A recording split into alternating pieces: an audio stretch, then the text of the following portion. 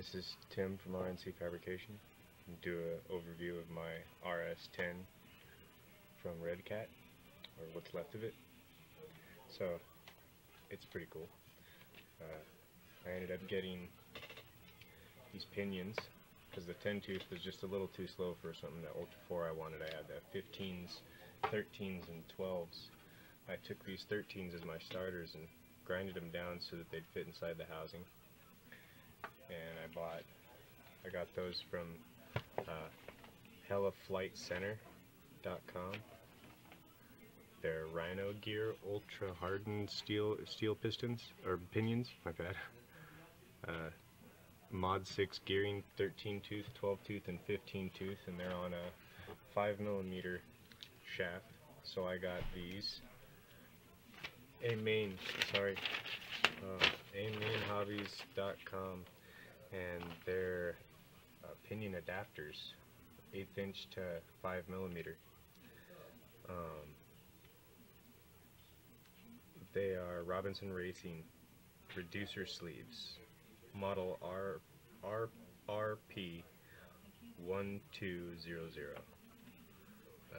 These were $11.15 shipped for 2 of them. So now I can fit those pinions on. I'm going to work on putting that pinion on right now. Once I get that converted, I'll probably stop the video and put the motor in, and you guys all know how to do that. And then I'll start to take the body off and everything, and we can get down in it. So let's see.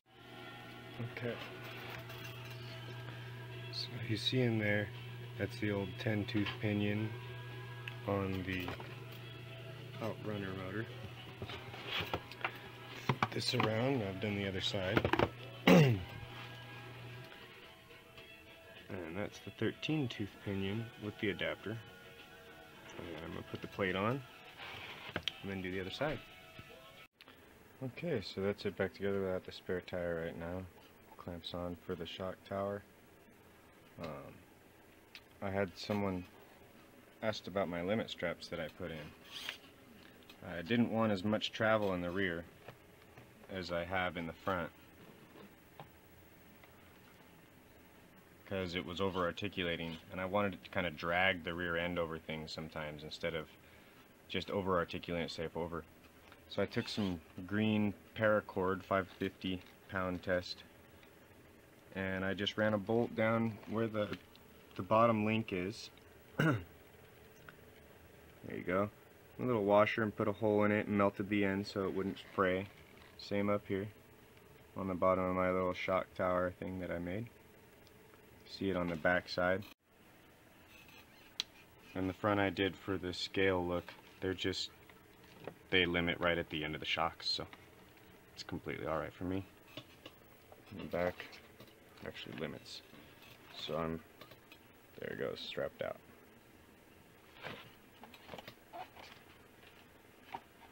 Alright.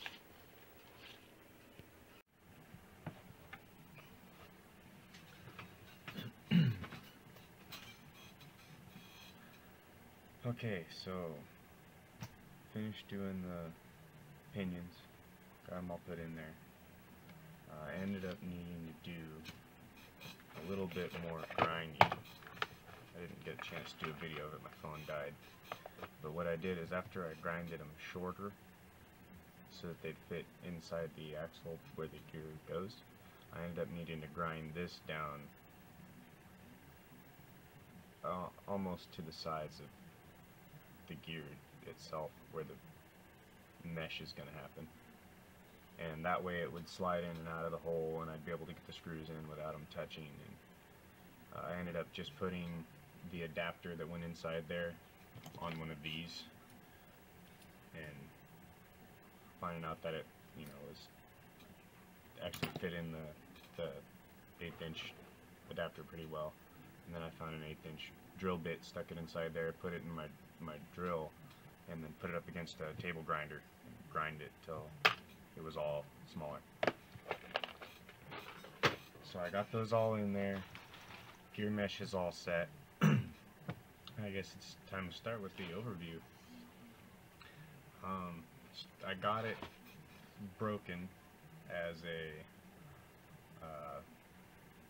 just a stock rs10, not even the XT, I think it is or the new one that doesn't have the big bat wing thing on there that broke when I got it, and the speed control was out. So I went and started just changing everything on it periodically. I started out with the speed control. I just bought a speed control that I had and wired it to the motors that it had.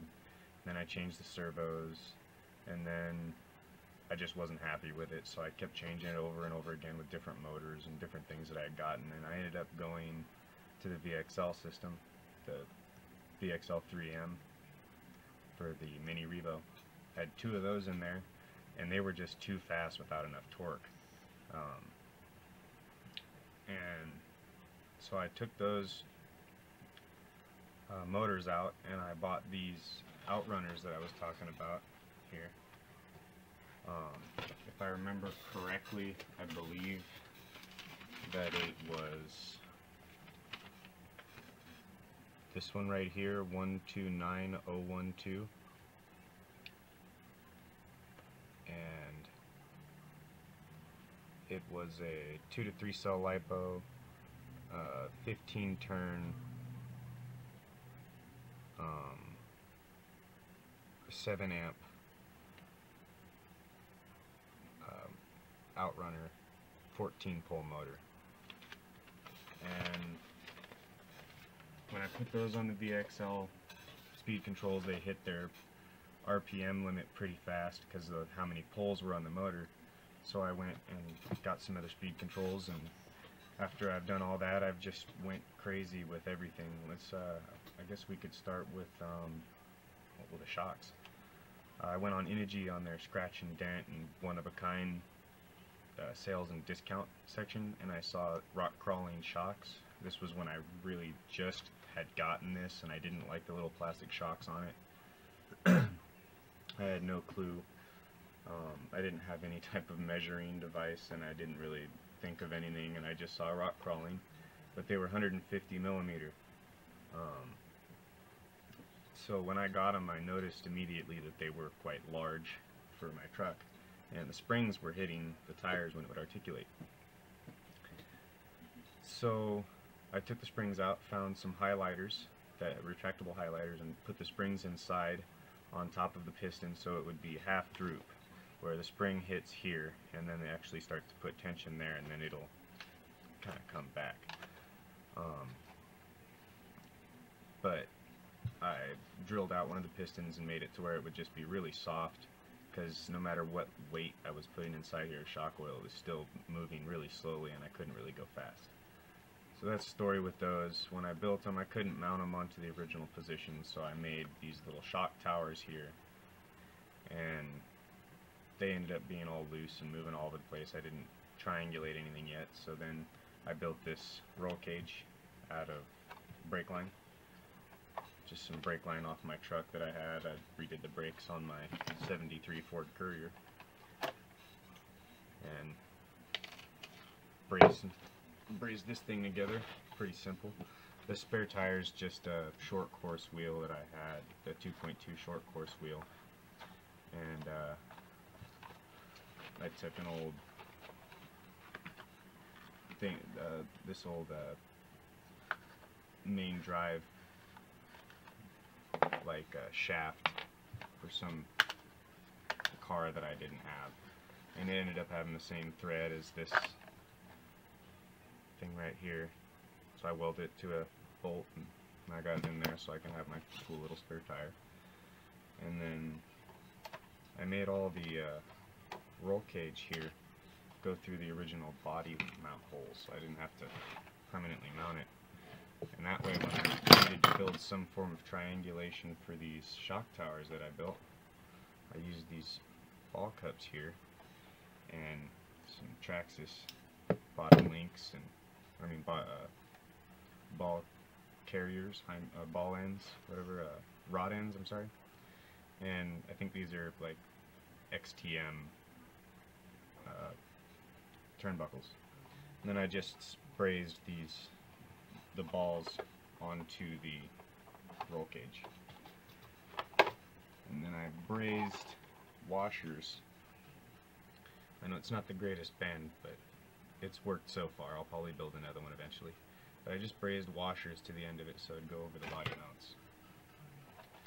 And then of course my light bar. One of my friends was doing some light stuff for a while. I was just making sure everything that I had lights on it. And I really enjoy playing with this at night and seeing people's reaction when they see this glowing object coming through the trail somewhere.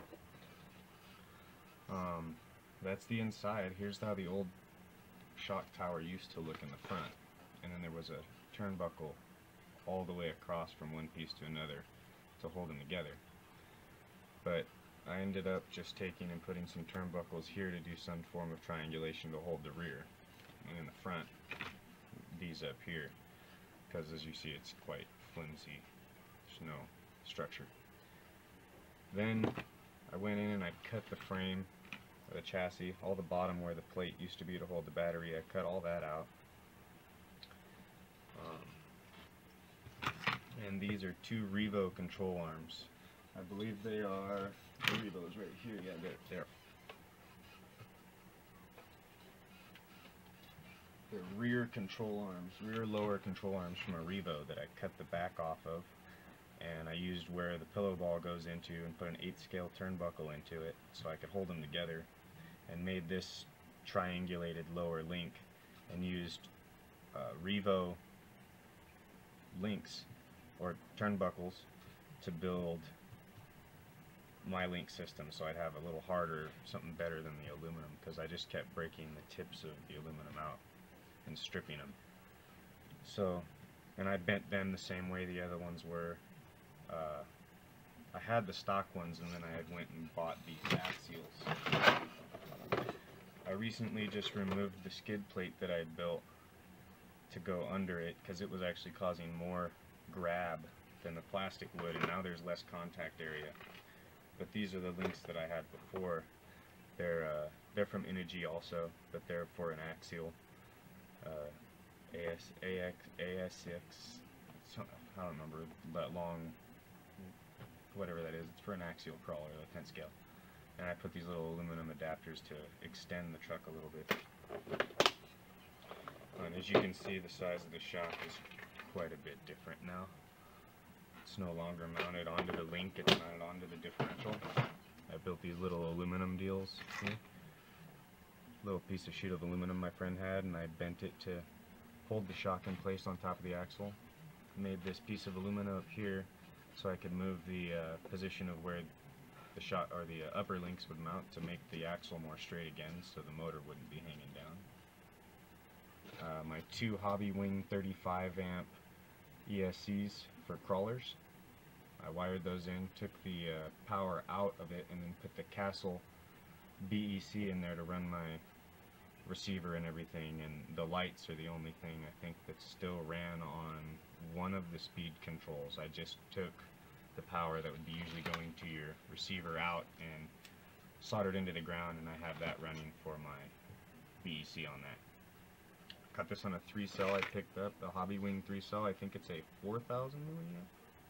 No? I don't remember. It's a 3-cell Hobby Wing. I think it's 2,000 or 3,000 milliamp. Usually lasts me a good about an hour. Got the Badlands on it. I trimmed the wheels from the inside. I put them on a drill press and cut the bead off, and then cut into the wheel and glued the bead back in, and then ran these longer screws into this part of the wheel that I was trying to hold everything back together, so I could narrow these wheels and give that bigger bulge on the side of the tire to where it's not going to catch on the bead lock. I love these Badlands. I run them on anything I can buy it for. They seem to grab everything, and in the terrain that I'm in, they're doing pretty well.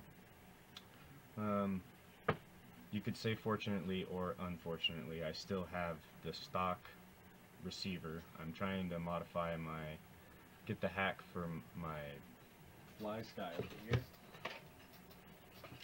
the FS GT3B. I want to get the hack to make it to where I can do the 3 4 different types of rear steer on my channel 3 button. And then I don't need another controller again. I did the behind the axle steering. Seen that a lot on a couple forums, people doing that, so I decided to try it, keep my steering from being smacked into rocks. I just have the diff to hit now. I left the back alone so it wouldn't catch on the way up.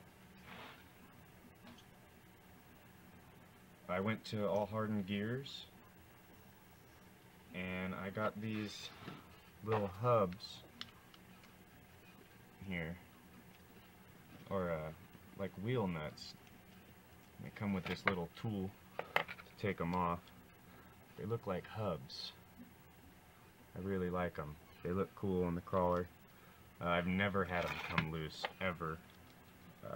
Very surprising. Let me see if I can have a package over here. Sorry about the mess that I've got going on over here. It's just getting ready to move, and I just got out of the hospital again, and I just ended up finishing about 7 or 8 different RC cars for a couple other ones of my friends, and finishing my son's again. So I've just been pushing everything back as I get it done. I gotta go through and clean it. But yeah, here they are. DE Racing hub nuts. That's what I have. They're pretty cool. Gotta make sure your rim's big enough for them to fit inside. Doesn't catch the outside of anything. And I went with a Proline 16th scale rat rod body just to do something different. And I do the tape in the windows to make it look like you have netting. So other than that, that's pretty much it. What's left of the rs10 makes it fun to say it was that, but now, hope by the new videos that I'm going to be able to put up soon, hopefully have a couple little jumps and some gnarly stunts from M.O.A truck.